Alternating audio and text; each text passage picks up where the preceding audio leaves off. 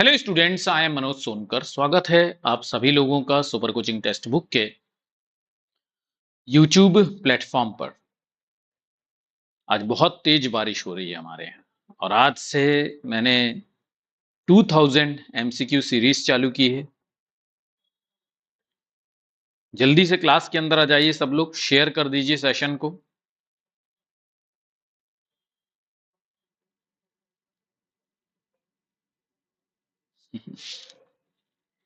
पूरे जोश के साथ आपको यहां पर होना चाहिए। Yes, very very good morning everyone. आज से 2000 मोस्ट एक्सपेक्टेड क्वेश्चन की सीरीज का शंखनाद होने जा रहा है। आप लोग जानते हैं कि 1500, 1000 और अब 2000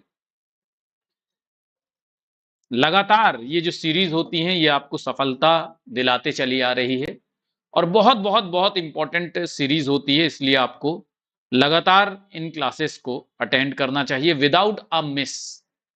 और मैं आप लोगों को हमेशा बताता हूं कि सबसे पहला क्वेश्चन भी बहुत इंपॉर्टेंट होता है, इसलिए सबसे पहले क्वेश्चन को भी मिस नहीं करना चाहिए। चलिए, काफी सारे स्टूडेंट्स आ चुके हैं, तो जिसने अभी तक सेशन को लाइक नहीं किया है वो लाइक कर देगा, शेयर नहीं किया है शेयर कर देंगे, और सब्सक्राइब अगर नहीं किया है तो फिर बहुत गलत काम किया है, क्योंकि सारे जितने भी इंपॉर्टेंट वीडियोस आपका सिलेक्शन इसी टेबल से होता है। ठीक है, जब रिजल्ट आता है तो सबसे ज्यादा नंबर ऑफ रिजल्ट हमारे यहां से आते हैं। ठीक, नंबर ऑफ रिजल्ट मतलब बच्चों की संख्या सिलेक्ट होने वालों की। और आप विश्वास नहीं करेंगे कि जो मेरे यहाँ स्टूडेंट आते हैं, मैं मुझसे जो स्टूडेंट्स पढ़ते हैं वो बहुत ही हम्बल बैकग्राउंड से आते हैं। ठीक, तो उनका सिलेक्शन करा लेना अपने आप में एक बहुत मजबूती चाहिए, बहुत स्ट्रेंथ चाहिए आप लोगों को। और उन ऐसे ऐसे बच्चों का सिलेक्शन होता है, जब आप इंटरव्यू देखते हैं तो आप देखते होंगे कि वो अपना उतनी अच्छी तरह से बैकग्राउंड नहीं बता पा रहे हैं, लेकिन उनका सिलेक्शन हो जाता है, उनका क्वालिफाई हो जाता है।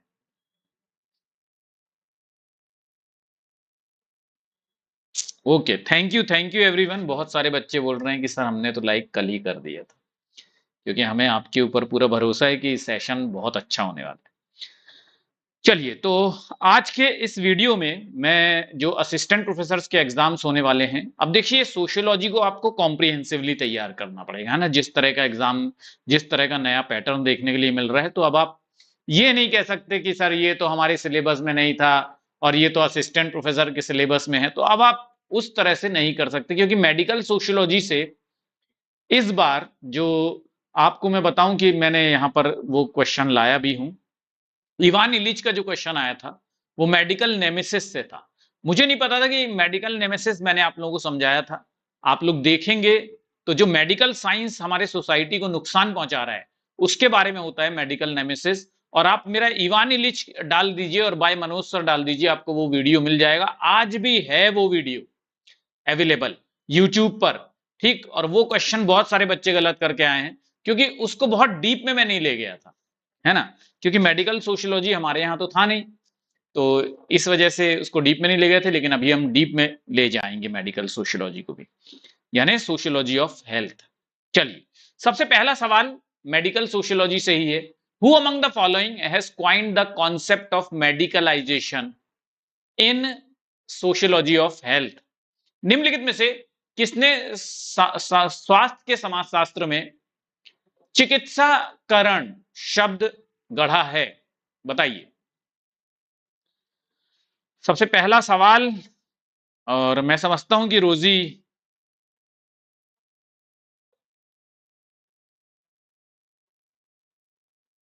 थक करके आई हैं, मतलब रोजी आप कहां से थक करके आई हैं? चलिए, तो इसका सही आंसर काफी सारे स्टूडेंट्स ने दिया है।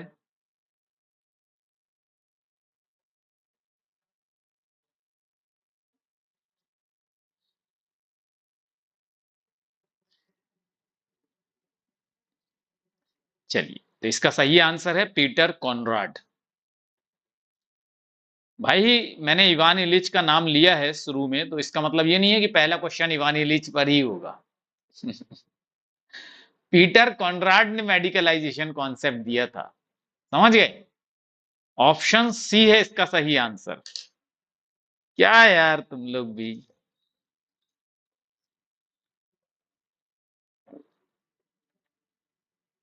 अच्छा, मेडिकलाइजेशन का मतलब क्या होता है? मतलब समाज की जो चीजें हैं उनका भी चिकित्सीकरण करना, उनको भी मेडिकल साइंस में ले जाना। जैसे जैसे मैंने मिशेल फोको की थ्योरी पढ़ाई थी आप लोगों को, तो एक नेचुरल सी चीज होती है, जब बच्चे का हार्मोनल ग्रोथ होता है तो वो बहुत सारी चीजें करता है, और हर एक बच्चा करता है, मैंने भी किया है, आपने भी किए होंगे। लेकिन जो माँ बाप होते हैं किसी भी समाज में, किसी भी एरा में, किसी भी सोसाइटी में, माँ बाप क्या करते हैं, उसको पाप मानते हैं। अगर मान लो माँ बाप ने देख लिया तो उनको लगता है कि हाय ये बिगड़ गया है मेरा लड़का, ठीक है, और उसको डॉक्टर के पास ले जाते हैं। उसी को क्या कहते हैं, मेडिकलाइजेशन। यानी सोसाइटी की चीजें थी, सोसाइटी के कल्चर से रिलेटेड चीजें थी, आपने उसको मेडिकलाइज कर दिया। चलिए क्वेश्चन नंबर 2 भी सोशियोलॉजी ऑफ हेल्थ से रिलेटेड है। Which of the following set correctly matches thinker with the contribution of the emergence of sociology of health. तो पहले हिंदी वाले बच्चे देख लें, फिर उसके बाद हम, मतलब सॉरी, इंग्लिश वाले बच्चे देख लें, फिर हम हिंदी वालों पे भी आएंगे।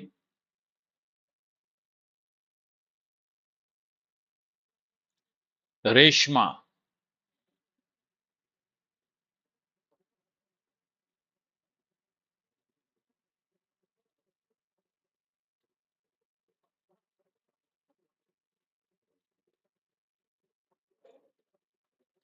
चलिए हिंदी वाले बच्चे देख लें, और मैं समझता हूं कि आप लोग ना बहुत आसानी से इस क्वेश्चन को कर पा रहे होंगे। अगर नहीं कर पा रहे हैं तो फिर कैसे नहीं कर पा रहे हैं, ठीक है? तो सर ये पीजीटी में भी आ सकता है? हाँ बिल्कुल आ सकता है भाई, क्यों नहीं आ सकता है? ये सब कोर कॉन्सेप्ट है भाई सोशियोलॉजी के।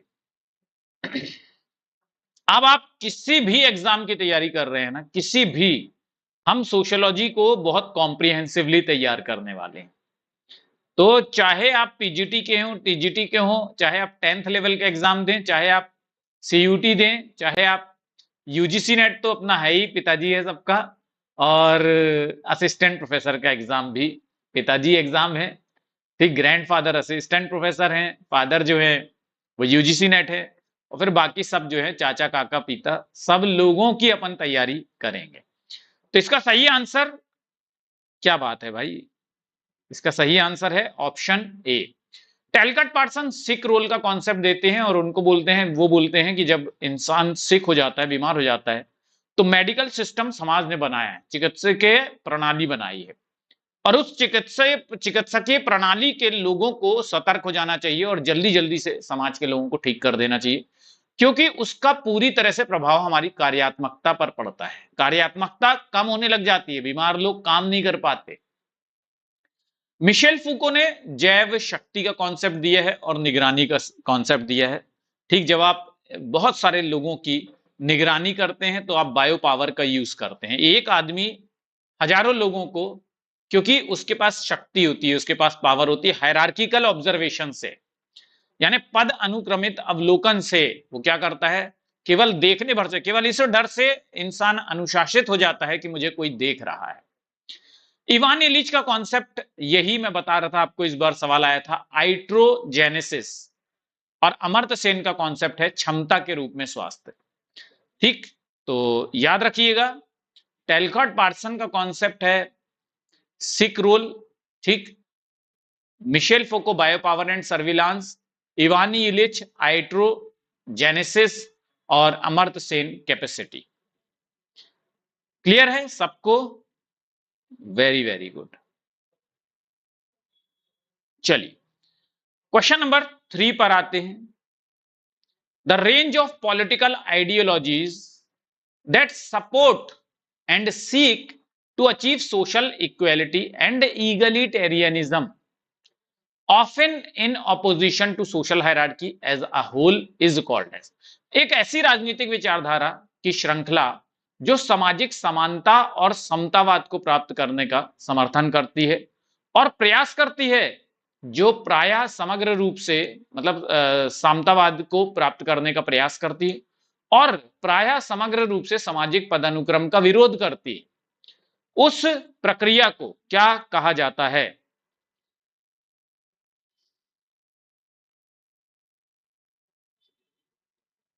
गुड रोजी। उसको क्या कहते हैं रोजी? CCS।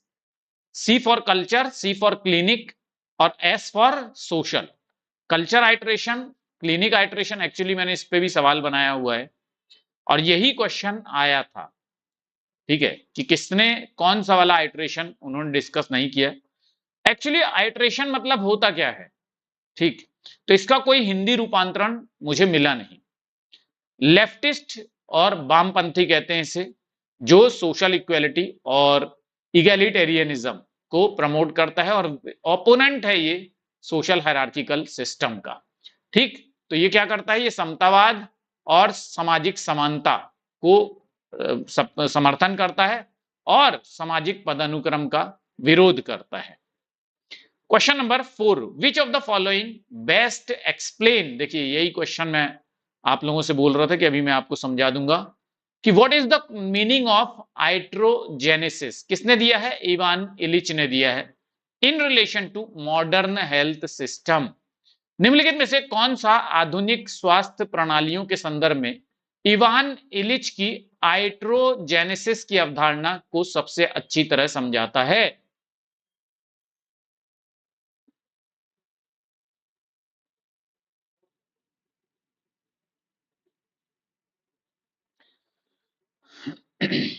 बताइए क्या होता है आइट्रोजेनेसिस?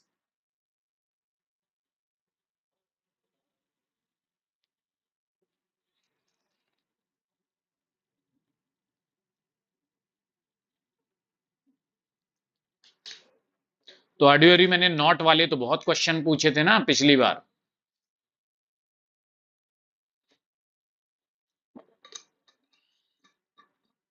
कट ऑफ नेट का 218 पे JRF हो जाएगा। मैंने तो बहुत हाई कट ऑफ दिया था पहले, लेकिन अब लगता है कि 218 के आसपास, 210 से 218 के बीच में JRF हो जाएगा जनरल वालों का। जिस तरह से बच्चों का मेरे को देखने के लिए मिला है रिस्पॉन्स, तो अब लगता है कि कट ऑफ नीचे जाएगी। चलिए, तो option B is the correct answer. Option B क्या कह रहा है कि मेडिसिन के, अभी मैंने आपको बताया था ना कि नुकसान है। हाँ, जैसे कई सारे लोग जो है ना बहुत जल्दी जल्दी दवा लेने लग जाते हैं। लोगों का सर दर्द, आप देखिए कुछ नहीं हो रहा है, फिर भी मैंने देखा है, मेरा जो ड्राइवर है ना, वो गाड़ी के अंदर एक पत्ता रखता है डिस्प्रिन का। मैंने बोला भाई तेरे को कोई बीमारी है जो तू ये गोली खाता है? नहीं नहीं सर, वो क्या है ना कि सर वर दर्द करता रहता है ना सर, तो हम गोली खा लेते। तो मैं बोला भैया एक बात बता, तेरी एज कितनी है? तो बोलता है 22 साल। और मैंने बोला कि क्या करता है तू? बोले सर सिर्फ ड्राइविंग करता हूं। तो मैंने बोला तेरे को सिर्फ 3 बार जाना पड़ता है, बाकी दिन तू क्या करता है? तो बोले सर कुछ नहीं करता हूं, बैठा रहता हूं। तो मैंने बोला तेरा सर दर्द क्यों करता है? दूसरा काम करता है वो कहीं और। सोचिए, मेरी गाड़ी लेकर के वो केवल 3 बार आता जाता है बस पूरे दिन भर में, समझ रहे हैं? और कितना मैं सैलरी देता हूं उसको? 10,000 रुपए। सोचिए, तो यह तर्क देता है कि जो दवाइयां हैं वो अक्सर अनजाने में नुकसान पहुंचाती हैं। आपके अंदर दवाइयां अकुमुलेट होती रहती हैं, ठीक।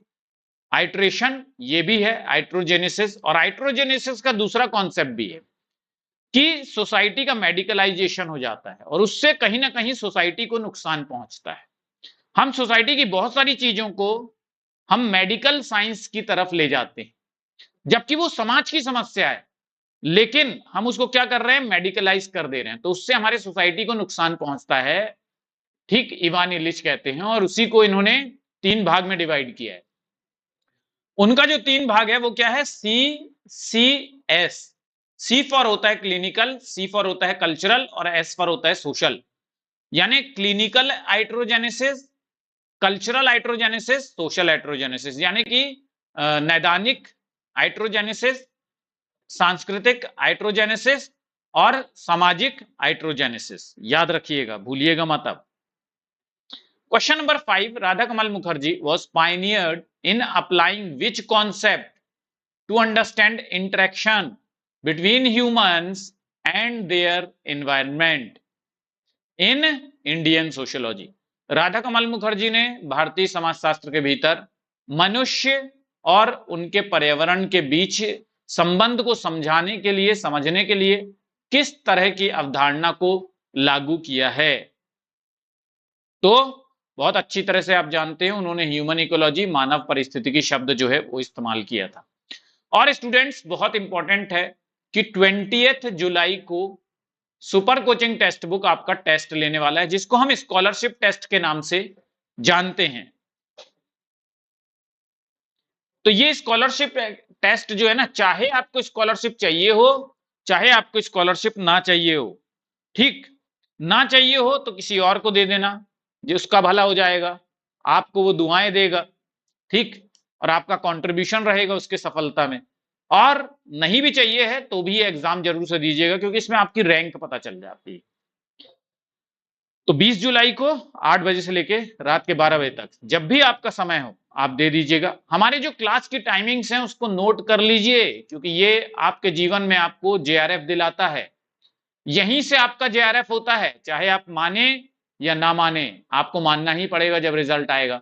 तो पेड क्लासेस जो है हमारी असिस्टेंट प्रोफेसर की, बूस्टर क्लासेस एग्जाम के टाइम पे चलती है, फाउंडेशन क्लास, ये सबके टाइमिंग्स मैंने दे दिए हैं। Foundation class Monday to Friday होती है, ये पेड क्लास की टाइमिंग। यूट्यूब की टाइमिंग जो है वो मंडे वेडनेसडे फ्राइडे है 11 AM, यानी कि मनोज सर की क्लास। मास्टर क्लास जो चलती है वो मंडे टू थर्सडे हो चुकी है, अब थर्सडे 4 PM। जरूर जरूर जरूर से अटेंड कीजिए इन क्लासेस को, और ग्रुप जरूर अटेंड कर लेना, जुड़ जाना इस ग्रुप में अगर सफलता प्राप्त करनी है तो।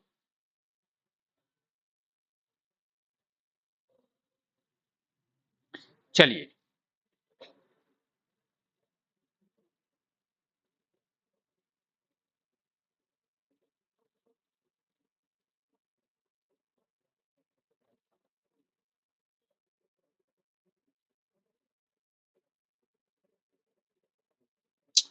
बताइए, व्हाट डज अगर Arun Agrawal's concept of environmentality primarily focuses on in the context of environmental governance।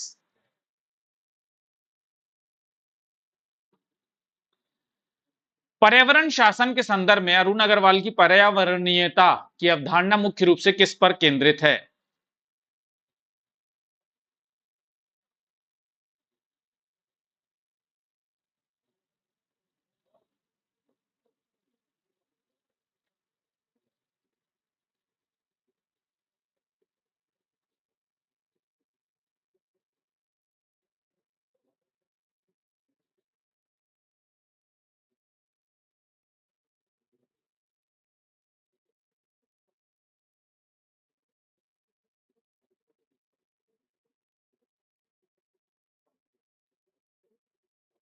Yes,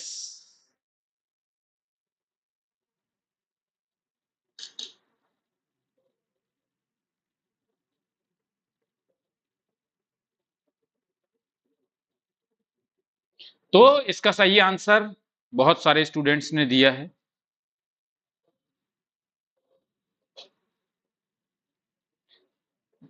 तो transformation of local population into environmentally responsible subjects through governance strategies। शासन रणनीतियों के माध्यम से स्थानीय आबादी का पर्यावरणीय रूप से जिम्मेदार विषयों में परिवर्तन, ठीक। Transformation of local population into environmentally responsible agent बन जाते हैं। मतलब जो लोकल पॉपुलेशन है, जो स्थानीय आबादी है, उनको हम जिम्मेदार बनाते हैं पर्यावरण कार्यों के लिए, यानी पर्यावरण वो जिम्मेदारी रखते हैं कि हमें अपने पर्यावरण को अच्छा रखना है। यानी सरकार ऐसी नीतियां बनाती है जिससे कि एनवायरनमेंट को फायदा पहुंचाएं। कौन लोग? जो स्थानिक लोग हैं वो, ठीक। उसी को क्या कहते हैं? एनवायरमेंटेलिटी, कि एनवायरनमेंट को बढ़ावा देना है, ठीक। और उसी को कहते हैं environmental governance. Development induced displacement is, विकास प्रेरित विस्थापन क्या है?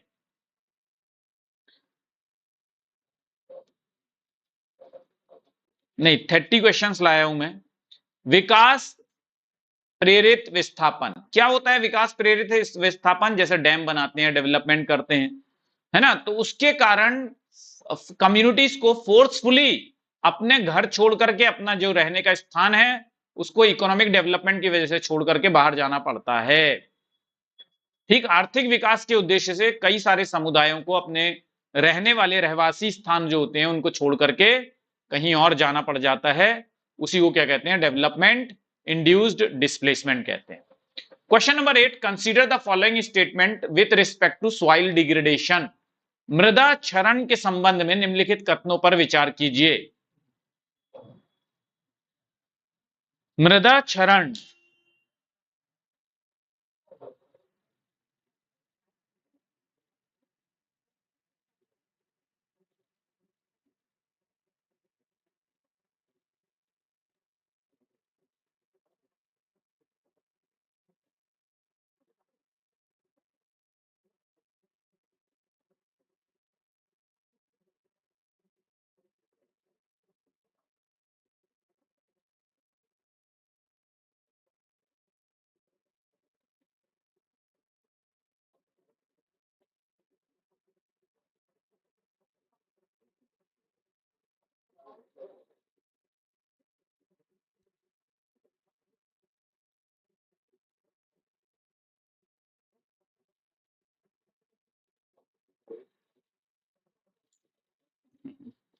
ठीक है, सॉइल डिग्रेडेशन।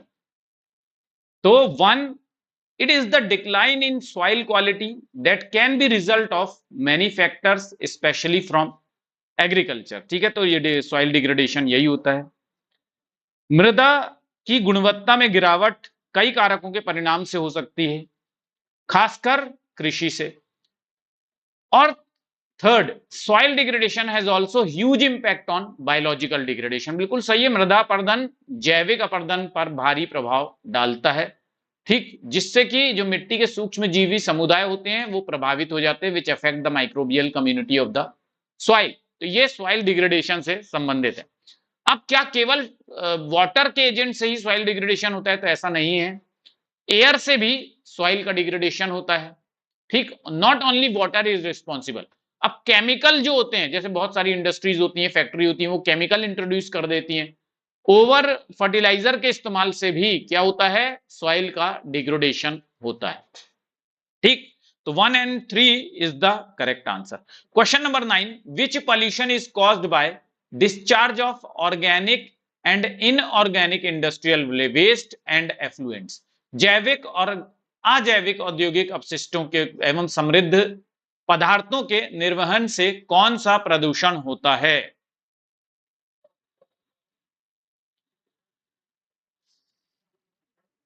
तो वाटर पॉल्यूशन होता है। ठीक, जल प्रदूषण होता है। ठीक, due to discharge of organic and inorganic industrial waste and effluents. ठीक है, जैविक और अजैविक औद्योगिक अपशिष्टों के समृद्ध पदार्थों से। समृद्ध पदार्थ क्या होते हैं? जिनमें केमिकल्स होते हैं, जिनमें नाइट्रोजन सल्फर कंटेंट पाए जाते हैं, जिसके कारण क्या हो जाता है? वाटर के अंदर यूट्रोफिकेशन हो जाता है। यूट्रोफिकेशन क्या होता है? यूट्रोफिकेशन एक ऐसी प्रक्रिया है जिसमें कि प्लांट की बहुत ज्यादा ग्रोथ हो जाती है, छोटे छोटे प्लांट्स पानी के अंदर, और उससे क्या हो जाता है? जो ऑक्सीजन होता है ना, वो क्या होती है? वो नहीं मिल पाती है वहां के छोटे छोटे सूक्ष्म जीवों को, जो पानी के अंदर रहने वाले जीवों को, और इस वजह से क्या होता है? वो लोग मर जाते हैं, और उसी को वाटर पॉल्यूशन कहते हैं। Which book, sorry, match list 1 with list 2। Books दी हुई हैं और दूसरी तरफ ऑथर्स दी हुए हैं, जल्दी से मैच करा दीजिए। क्वेश्चंस ज्यादा हैं, समय कम है। चलिए, तो एंड ऑफ नेचर किसकी किताब है? एंड ऑफ नेचर जो किताब है वो मैककिबन की है, बिल मैककिबन। नेचर में जितने भी लोग मिलेंगे वो बिल बना करके रहते हैं, ऐसे याद रख लीजिए। ठीक है, बिल खत्म तो नेचर भी खत्म। Staying alive women ecology and development, ये तो आप लोग बहुत बहुत अच्छी तरह से रटी हुई किताब होगी। वंदना शिवा की किताब है। Marx ecology materialism and nature जो किताब है जेएम फॉस्टर की किताब है। और climate crisis and global green new deal Naomi Chomsky की किताब है। ठीक, चलिए, option B is the correct answer.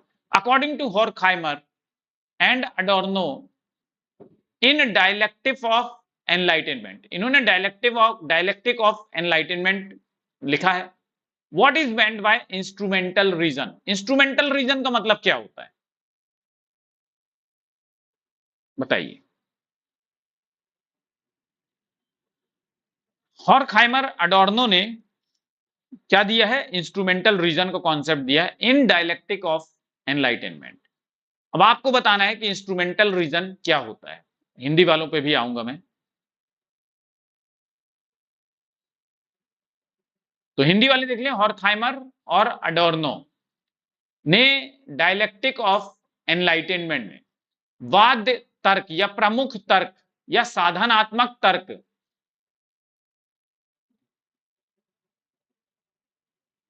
अब हिंदी की यही एक बहुत बड़ा मुसीबत है कि बहुत सारे शब्द एक ही शब्द को मिलते जुलते हैं, एक ही शब्द के अर्थ बहुत सारे। तो साधनात्मक तर्क का क्या अर्थ है? क्या होता है साधनात्मक अर्थ?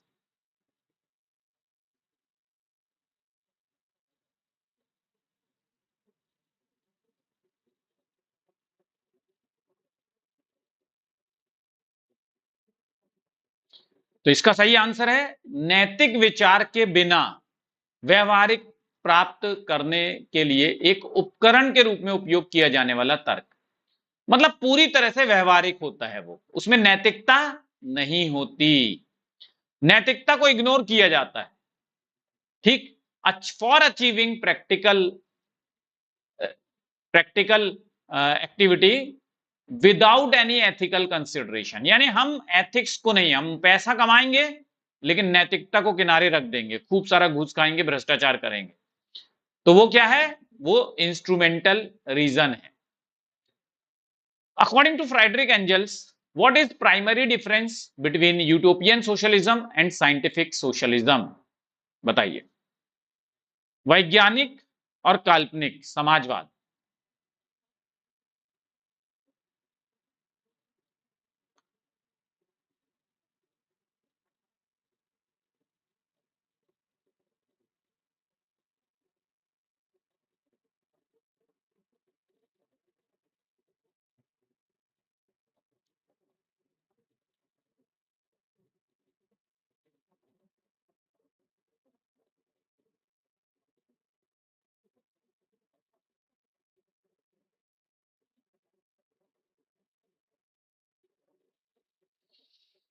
हिंदी वाले देख लें। फ्रेडरिक एंजल्स के अनुसार काल्पनिक या स्वप्नदर्शी समाजवाद और वैज्ञानिक समाजवाद। यूटोपियन मतलब होता है काल्पनिक,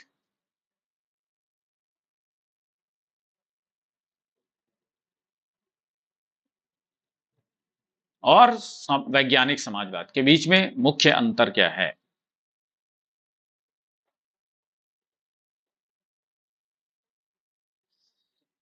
ओहो, यहां पर कुछ एक इशू है यार, शिट, हमेशा कुछ ना कुछ इशू तो रह ही जाता है।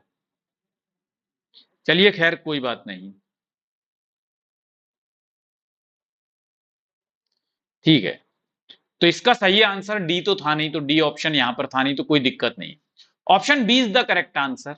यूटोपियन यानी काल्पनिक समाजवाद को समाज में आदर्शवादी दृष्टिकोण पर आधारित, जितने भी चीजें आदर्श होती हैं, जैसे मैंने मैक्स वेबर समझाया था, तो उसमें आइडियल जो चीज होती है वो प्रैक्टिकली नहीं मिलती है वैसे, है ना, वो एक आइडियल रूप होता है। ठीक, जबकि वैज्ञानिक समाजवाद जो होता है वो ऐतिहासिक भौतिकवाद पर आधारित है। तो आदर्श जो चीज होती है वो काल्पनिक होती है। कोई भी चीज दुनिया में आदर्श नहीं होता है। एक समय पे आप जिस इंसान को की पूजा करते हैं, दूसरे समय पे उस इंसान को गाली भी देने लग जाते हैं। ठीक, तो किसी भी चीज का आइडियलिस्टिक विजन जो होता है वो हमेशा यूटोपियन होता है। और साइंटिफिक सोशलिज्म क्या होता है? ये हिस्टोरिकल मटेरियलिज्म में होता है।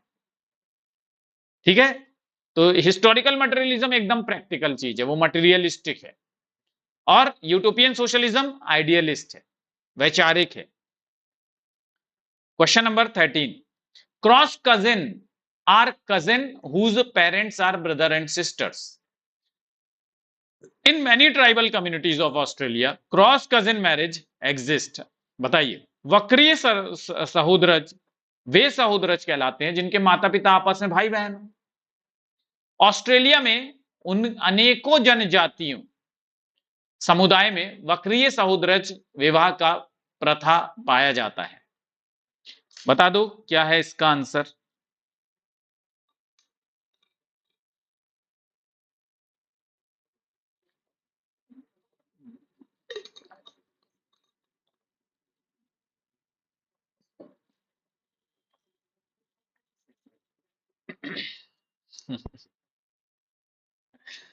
चलिए, आप लोगों का साथ एक नई ऊंचाइयां हासिल करने में मदद करता है, और मैं अथक प्रयास करता हूं, बहुत लगा रहता हूं हमेशा, ठीक है, आप लोगों के लिए।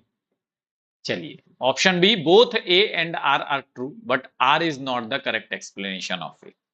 ये बात सही है कि जो क्रॉस कजिन मैरिज होती, क्रॉस कजिन जो बच्चे होते हैं वो भाई बहनों के बच्चे होते हैं, मतलब बहन की शादी कहीं और हुई है, भाई की शादी कहीं और हुई है, ठीक, भाई बहन की शादी नहीं हुई है मेरे भाई, ये मत गलत है, लेकिन उनके जो बच्चे हो रहे हैं वो सब क्रॉस कजन कहलाते हैं आपस में। कई सारी ऑस्ट्रेलिया में ट्राइबल जनजातियां पाई जाती हैं जहां पर कि उनके बीच में शादी हो जाती है। Question number 14, who among the following talk about three dimension of power on the basis of decision. तो decision making, non decision making and shaping desire, ये तीन तरह के जो decision of power, dimension of power हैं, वो उन्होंने दिए। निम्नलिखित में से किसने शक्ति के तीन आयामों का वर्णन किया है? पहला निर्णय कार्य, दूसरा गैर निर्णय कार्य, और तीसरा आकांक्षाओं को आकार देने वाला कार्य। बताइए, आसान सवाल है, बिल्कुल सही है आप लोग। Steven Luke's is the correct answer. ठीक है, इन्होंने तीन तरह की शक्तियों की बात की थी, तो निर्णय नहीं लेना भी अपने आप में एक शक्ति होती है। ठीक, चलिए, which one of the following has analysed pattern of conspicuous consumption and conspicuous waste. अब देखिए, सचेतन उपभोग और सचेतन अपशिष्ट के प्रतिमानों का विश्लेषण किसने किया? दोनों का। मतलब अगर आप कॉन्स्पिकुअस कंजम्पशन करते हैं तो आपका कॉन्स्पिकुअस वेस्ट भी तो होता है। थॉर्स्टेन वेबलेन, आप देखिएगा कई लोग शोबाजी में बहुत सारी चीजें खरीद लेते हैं, लेकिन वो घर में वैसे ही पड़ी रहती हैं, एक वेस्ट के समान। Which among the following are not the work of Irawati Karve. निम्नलिखित में से कौन सी इरावती कार्वे की कृति नहीं है, ये आपको बताना है। कौन सी नहीं है बताना है, ठीक है। तो कौन सी नहीं है? आसान है, नहीं है ढूंढना, क्योंकि आपको पता है कि कौन सी है। ठीक, तो kinship organisation in India, Irawati Karve की किताब है, और युगांता इरावती की किताब है। नहीं, यहां पर जो सवाल है वो गलत हो गया। Following are the work of, ठीक, ये गलत हो गया, ठीक, सॉरी। यहां पर पूछा है कि कौन सा है, ठीक,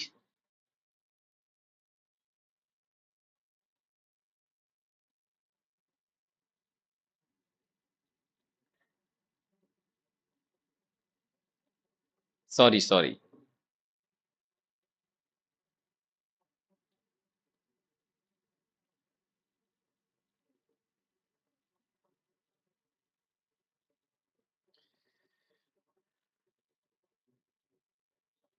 ठीक है, कौन सा है होना चाहिए।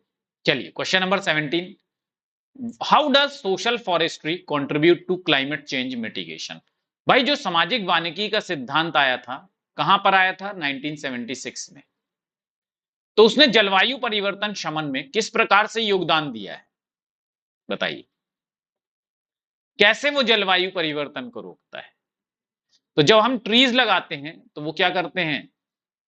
कार्बन डाइऑक्साइड एब्जॉर्ब कर लेते हैं। ट्री जो सांस लेता है वो कार्बन डाइऑक्साइड का लेता है, तो जब वो सांस लेता है तो उसके अंदर चले जाता है कार्बन डाइऑक्साइड, है कि नहीं?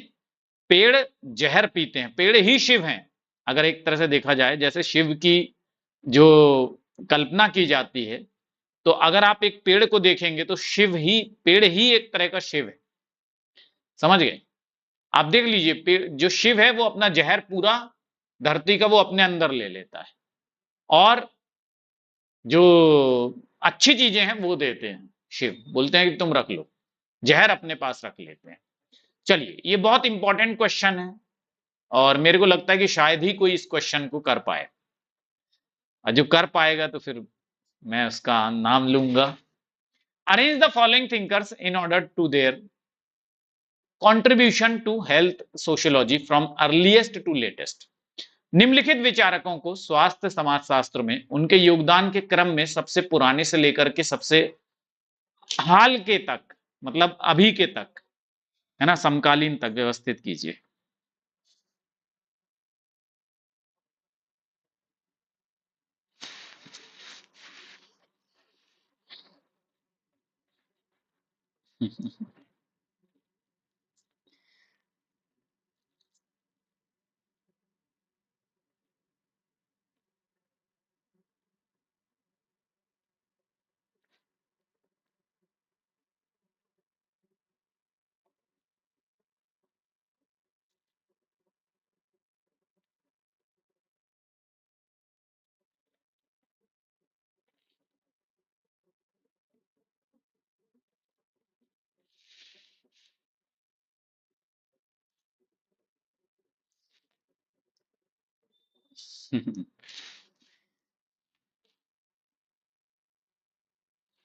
मुझे लग रहा है कि सब लोग तुक्का लगा रहे हैं, क्योंकि ऐसा कोई ऑप्शन नहीं बचा जो बच्चों ने ना दिया हो।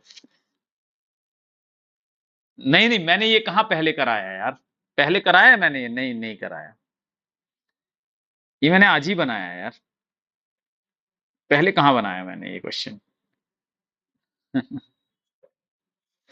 मैं देख ही नहीं पाया यार कि किसने कौन सा को पहले दिया है। ठीक।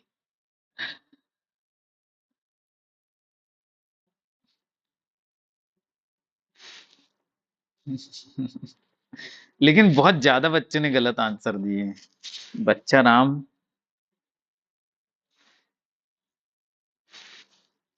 बच्चा राम ने वनश्री, कैसे वनश्री? तुक्का तो नहीं लगाया है? अच्छा, जो तुक्का लगाया है ना वो बता देना, वनश्री।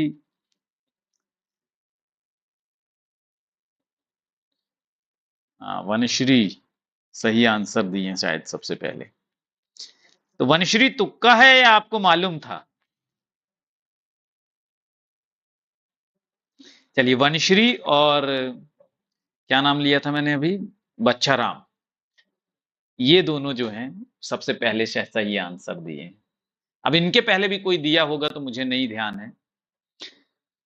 ठीक, तो सबसे पहले रुडोल्फ वर्चाओ आए थे, ठीक, बी। फिर उसके बाद हमारे टेलकट पार्सन हैं, डी। फिर उसके बाद मिशेल फोको साहब हैं, और फिर उसके बाद हैं पीटर कॉनराड, 2019 में इन्होंने किताब लिखी।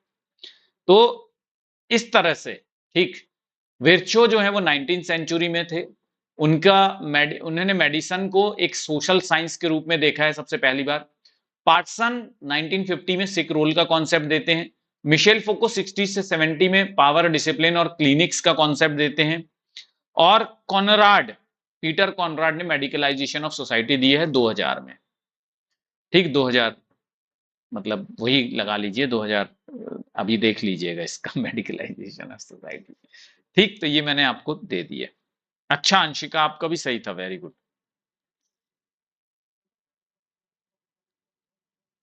स्मिता ने तुक्का लगाया लेकिन गलत। बच्चा राम तुक्का था। गजब यार, बच्चा राम तुम्हारा तुक्का लग गया, गजब है।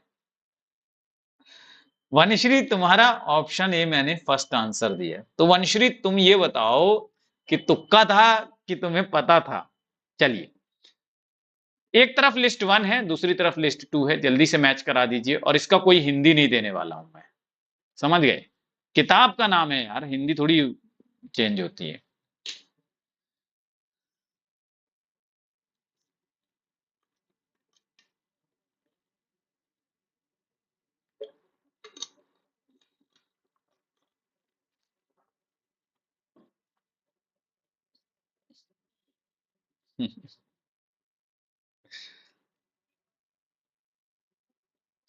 चलिए, ऐसे क्वेश्चंस में मजा आता है ना? तो इसका सही आंसर ऑप्शन ए है। ठीक। ब्यूरोक्रेसी इन मॉडर्न सोसाइटी किसकी किताब है? पीटर एम ब्लाउ की किताब है। मैकडोनल्डाइजेशन ऑफ सोसाइटी किसकी किताब है? तो one and the only George रिट्जर की किताब है, और इससे ही आपका सवाल हो गया है ना। चलिए, तो सी नेशन बिल्डिंग, मैंने आपको हमेशा बताया नेशन बिल्डिंग जो है वो Milton M Singer in independent India लिखते हैं, और एम एन श्रीनिवास लिखते हैं। नहीं नहीं यार, गलत हो गया, एक मिनट। नेशन बिल्डिंग जो है वो हमारे श्रीनिवास होना चाहिए, है ना? हाँ, श्रीनिवास ही है। ठीक है, नेशन बिल्डिंग जो है वो श्रीनिवास होने चाहिए। और ग्रेट ट्रेडिशन जो है, लिटिल ट्रेडिशन ग्रेट ट्रेडिशन जो कॉन्सेप्ट है वो मिल्टन एम सिंगर ने दिया है, रॉबर्ट रेडफील्ड के यूज करके। चलिए, question number 20, who has used the concept functional emphasis? प्रकार्यात्मक बल। क्या है कि मेरे को लग रहा है मेरे चश्मे का नंबर बढ़ गया है, मुझे देखने में थोड़ी दिक्कत हो रही है आज। आज और 2 दिनों से सर भी बहुत दर्द कर रहा है। सर व्हेन विल बी, अब रिजल्ट, यार मेरे को लगता है कि देखिए अभी तक तो आ जाना चाहिए था, लेकिन नहीं आया है, तो मुझे लगता है कि 2-3 दिन में रिजल्ट आ जाएगा, है ना? तो डेविस एंड मोर, ठीक, डेविस एंड मूरे का ये कॉन्सेप्ट है फंक्शनल एम्फेसिस। याद रखिएगा, प्रकार्यात्मक बल। उन्होंने फंक्शनलिज्म पे बहुत एम्फेसिस दिया है। ठीक। Who said civilisation is higher stage of cultural development characterized by intellectual, aesthetic, technological and spiritual attainment? किसने कहा है कि जो सभ्यता होती है वो सांस्कृतिक विकास का उच्चतर स्तर है, चरण है? मतलब सभ्यता तब बनती है जब हमारी संस्कृति उच्च स्तर पे आ जाती है। कैसे? बौद्धिक स्तर, सौंदर्य परक स्तर, प्रौद्योगिकी स्तर और आध्यात्मिक स्तर जब हमारा उच्च हो जाता है, ठीक, तो हम क्या बन जाते हैं? सिविलाइजेशन बन जाते हैं, सभ्यता बन जाते हैं। तो कौन ने कहा था ये कहा था एस एम फेयर चाइल्ड। सबने सही आंसर दिए है, बहुत सारे लोगों ने। क्वेश्चन नंबर 22, एक तरफ ये तो बहुत आसान है, सब लोग कर लेंगे, ठीक, और मेरे ख्याल से इंग्लिश वाला ही देख के कर लेंगे, जल्दी से कर लीजिए।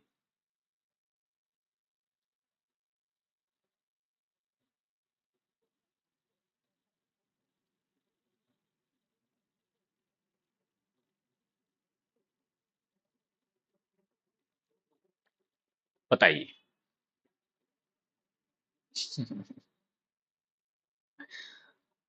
डिस एम्बेडिंग का हिंदी रूपांतरण देखिए, आप लोग समझ में आ रहा है? विसनिहितीकरण, ये ट्रांसलेशन मिला है। आप समझ रहे हैं? विसनिहितीकरण, बाप रे। और मतलब अपने आप से किसी चीज को बाहर करना, छोड़ना, त्यागना। तो इसका सही आंसर ऑप्शन डी है, बिल्कुल सही है आप लोग, है ना? डिसएम्बेडिंग मैकेनिज्म जो है वो एंथोनी गिडेन ने दिया था। वैज्ञानिक प्रधम्म प्रबंधन यानी साइंटिफिक मैनेजमेंट जो है वो टेलर ने सबसे पहली बार दिया है। टेलर का ये साइंटिफिक कॉन्सेप्ट रहा है। और साइबॉर्ग मैनिफेस्टो लिखी है डायना डोना हरावे ने। और ये अति यथार्थता, हाइपर रियलिटीज में सिमुलर कॉन्सेप्ट दिया था, सिमुलेशन, बॉड्रीलॉट ने। ठीक। Question number 23, chronologically arrange the following historical event. निम्नलिखित ऐतिहासिक घटनाओं को कालक्रम अनुसार व्यवस्थित कीजिए।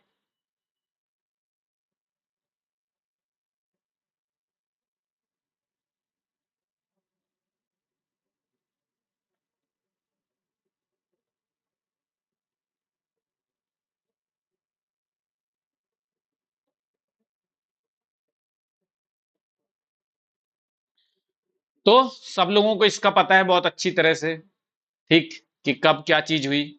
Option B is the correct answer. तो सबसे पहले यूरोपियन रेनाइसा हुआ, ई। फिर उसके बाद अमेरिकन रिवॉल्यूशन हुआ, ठीक। उसके बाद फ्रेंच रिवॉल्यूशन हुआ है। तो बस आपको अगर ये भी पता था ना, ये तीन चीज भी, तो आपका ये क्वेश्चन सही हो जाना था। फिर उसके बाद क्या हुआ? उसके बाद सोशलिज्म का राइज हुआ है, और सबसे लास्ट में जो हम आज के समाज में देख रहे हैं, फेमिनिज्म का राइज हुआ है। ठीक है।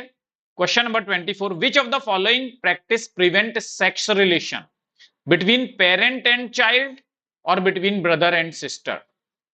भाई, माता पिता और बच्चों के बीच में यौन संबंध को रोकने का काम करता है कौन सी अवधारणा, और भाई और बहन के बीच में यौन संबंध को रोकने का काम करता है कौन सी अवधारणा जो है वो रोकती है?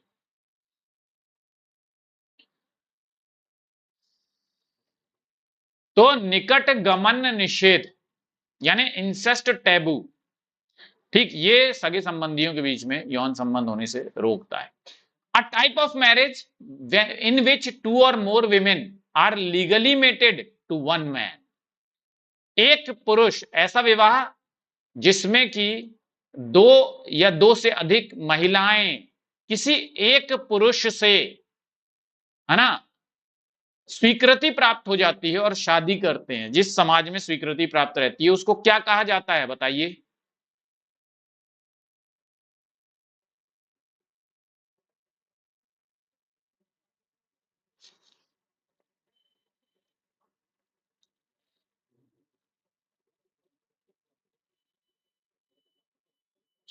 ये क्या है यार, डायग्राम ही बना लो।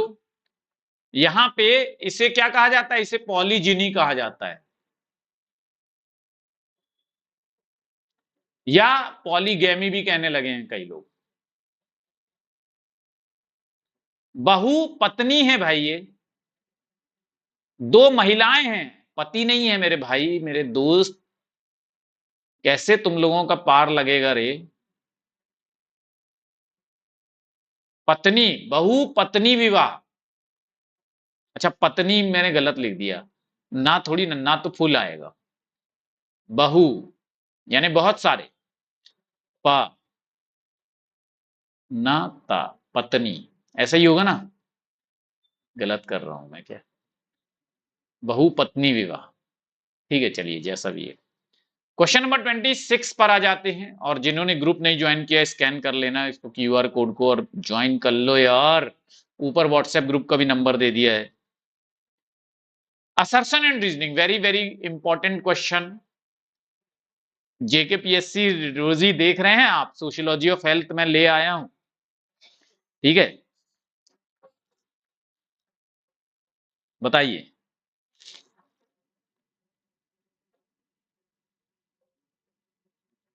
Sociology of health emerged due to dissatisfaction with biomedical model reductionism. समाज स्वास्थ्य का समाजशास्त्र का उदय जैव चिकित्सकीय मॉडल के न्यूनीकरणवाद से असंतोष के कारण पैदा हुआ था। रीजन है, the biomedical model includes social and psychological causes of illness. जैव चिकित्सा मॉडल बीमारी के सामाजिक और मनोवैज्ञानिक कारण शामिल करता है। अब आपको बताना है कि कौन सा सही है, दोनों एक्सप्लेनेशन है कि नहीं है, और अगर गलत है कोई तो देख लीजिएगा अपने हिसाब से।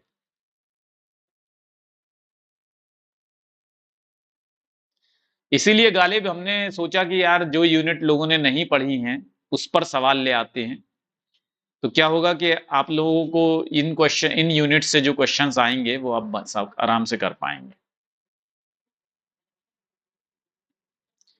ठीक है। तो अपने पास मैटर की कमी नहीं होती है, लेकिन बस यही है कि समय की कमी हो जाती है ना। मैटर तो इतना है कि मैं आपको क्या बताऊं, ऐसा कोई क्वेश्चन, बस एक एक क्वेश्चन छोड़ के, वो टंचिन फंचिन क्या था वो सोशल मूवमेंट वाला, बाकी मेरे पास जो मेरे पर्सनल मटेरियल है, जो पीडीएफ हैं, सब कुछ है, तो उसमें सारे के सारे, ये आइट्रेशन भी उसमें पूरा, आइट्रोजेनेसिस जो कॉन्सेप्ट है इवान इलिच का, तो वो भी पूरा का पूरा दिया हुआ है उसमें, सब कुछ है उसमें, समझ रहे हैं। लेकिन अब बस वही है कि 3-4 महीने में जब कोर्स कंप्लीट कराना है तो फिर एक टाइम, और इसीलिए मैं ज्यादातर चीजें आपको एमसीक्यू में भी सॉल्व कराने की कोशिश करता हूं। तो इसका जो आंसर है वो ये है, बहुत सभी बच्चों ने लगभग गलत आंसर दिया है। ये बेटा हेल्थ वाला टॉपिक में आता है खुशबू, ठीक, ये जो हेल्थ वाला जो टॉपिक है उसमें आता है, और अभी एनटीए ने पहली बार क्वेश्चन पूछा है, ठीक है, हाइड्रोजेनेसिस वगैरह। तो मैंने सोचा कि चलो यार, अब सोशियोलॉजी ऑफ हेल्थ से क्वेश्चन पूछना शुरू कर दिया और जेकेपीएससी के असिस्टेंट प्रोफेसर के सिलेबस में इंक्लूड किया। तो मैं समझ गया कि अब जब इंक्लूजन इसका हो रहा है तो आने वाले समय में सवाल पूछेगा। हाँ, वो ट्रेचिन ट्रेचिन एंड डोनेल, बिल्कुल सही कह रहे हैं, डोनेल ही तो था, मैंने डोनेल तो कवर कराया है, लेकिन ये जो मैंने उसको किसी और टॉपिक में कवर कराया था, ठीक है, उसके बुक्स वगैरह में पूछा था हमेशा, लेकिन ट्रेचिन जो है वो कवर नहीं किया था।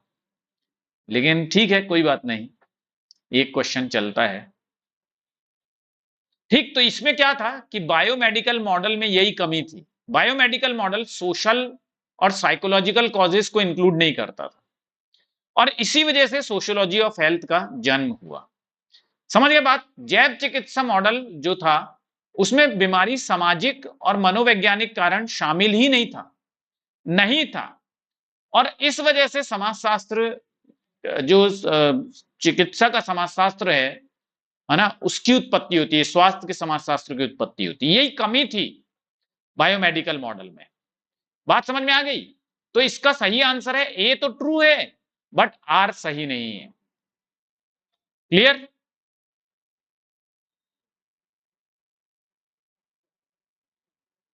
हाँ, हेल्थ सोशियोलॉजी अभी निशा बिल्कुल सही कह रही हैं आप, बहुत चलन में आ गया है। Who postulated the concept of command class and ओबे क्लास, ये तो चलिए आप लोग आराम से कर पाएंगे। आदेश वर्ग और आज्ञा वर्ग की अवधारणा किसने दी है?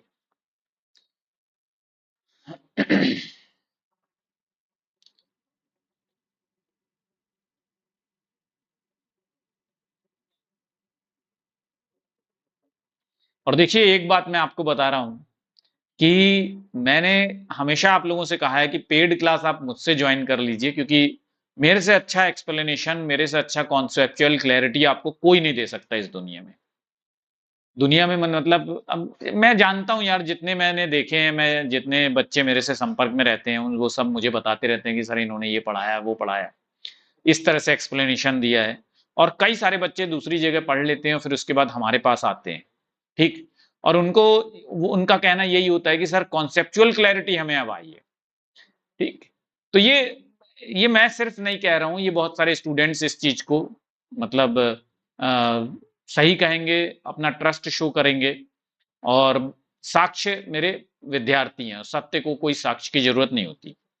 लेकिन जो फ्री लेक्चर्स होते हैं ना, एमसीक्यूज जो होते हैं वो सबके करो, ठीक, क्योंकि एमसीक्यू क्या करता है, आपके दायरे को बढ़ाता है, और कहीं पर कोई दिक्कत आ रही है, किसी ने कुछ पढ़ाया है, नहीं समझ में आ रहा, मुझे भेजो ना स्क्रीनशॉट, ठीक, मैं उसको सही कर दूंगा, कोई दिक्कत नहीं, मैं वो कॉन्सेप्ट समझा दूंगा। इसी तरह से जब आप पढ़ाई करते हैं ना तो आप आगे बढ़ते हैं, समझ गए। किसी को छोड़ करके ऐसे आगे नहीं बढ़ा जाता है, ठीक। तो अभी समय यही है कि आप सबके एमसीक्यू सॉल्व कीजिए, ठीक, और जो कॉन्सेप्चुअल क्लैरिटी है वो मुझसे ले लीजिए, ठीक। चलिए, तो passing of traditional society, modernising the middle, D learner की है, आप लोगों को बहुत अच्छी तरह से पता है डी लर्नर की सारी थ्योरी। पोस्ट इंडस्ट्रियल सोसाइटी इन्होंने दी है, और एस जो बर्ग ने प्री इंडस्ट्रियल सोसाइटी का कॉन्सेप्ट दिया है, ठीक। Modernisation of Indian tradition, systematic study of social change, ये भी आपको पता ही है कि योगेंद्र सिंह की किताब है। और social change in modern India जो किताब है वो एम एन श्रीनिवास की है, और स्टुअर्ट हॉल ने लिखी है, फॉर्मेशन ऑफ मॉडर्निटी।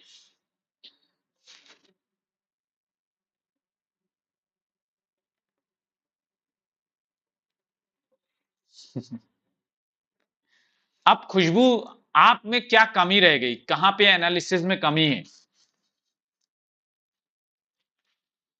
ठीक, वो आपको देखना पड़ेगा ना। Who is credited with genesis of elite theory, जल्दी से बताइए। अभिजात वर्ग का सिद्धांत की उत्पत्ति का श्रेय किसे दिया जाता है? Pareto is the correct answer. Option C. Question number 30. Pareto believes that change in society is better represented as. Pareto का मानना था कि जो समाज में परिवर्तन होते हैं वो किस तरह से दर्शाए जा सकते हैं,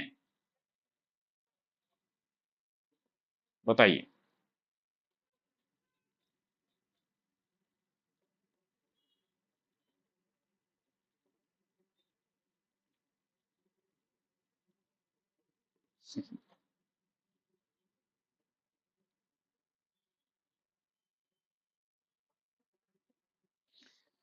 देखिए, ये कहते हैं इनका जो सबसे अप्रोप्रिएट आंसर है, ठीक, सबसे बेस्ट आंसर, ठीक है, तो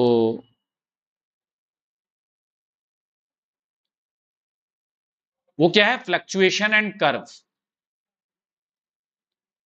क्योंकि यहां पे ये साइकिल लिखा हुआ है, साइक्लिक नहीं लिखा हुआ है, या तो फिर साइक्लिक,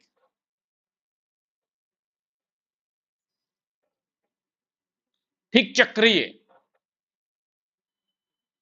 अब हिंदी में यार ट्रांसलेशन थोड़ा गड़बड़ हो जाता है, ठीक, तो फ्लक्चुएशन एंड कर्व ये बेस्ट है, ये इग्नू से लिया गया है, और बहुत सारे जो ऑथेंटिक बुक्स है उसमें फ्लक्चुएशन और कर्व दिया हुआ है, ठीक। नहीं गालिब, साइक्लिक थ्योरी आप बिल्कुल सही है, जब ये फ्लक्चुएशन और कर्व नहीं आएगा तो साइक्लिक थ्योरी है उनकी, ठीक है। इसको मैं क्रॉस चेक कर चुका हूं और एक बार और क्रॉस चेक कर लूंगा, चलिए, ठीक। तो आज इतने ही क्वेश्चंस मैं लेकर आया था। ये क्लास की टाइमिंग जरूर से नोट कर लीजिएगा, और जिन बच्चों ने अभी तक ग्रुप में नहीं ज्वाइन किया है, ग्रुप का हिस्सा नहीं बने हैं, तो वो ग्रुप का हिस्सा बन जाएंगे। जाते जाते लाइक जरूर से कर दीजिएगा सेशन को। Thank you very much students, all the best, bye bye.